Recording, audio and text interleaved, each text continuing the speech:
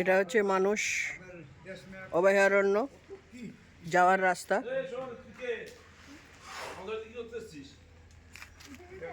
রাত্রিরে আমরা এখানে ছিলাম ইকোস্টে।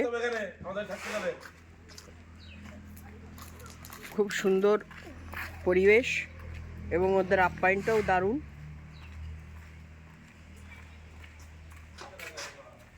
বাংলাদেশের মানুষ আপ্যায়ন, এরা আপ্যায়ন করতে জানে। পরিবেশটাও দারুণ,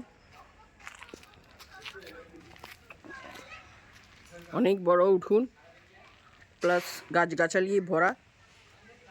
10-12 কাঠা জমি নিয়ে উঠোনটা, অসাধারণ পরিবেশ, পুরো বাংলাদেশের পরিবেশের মতো।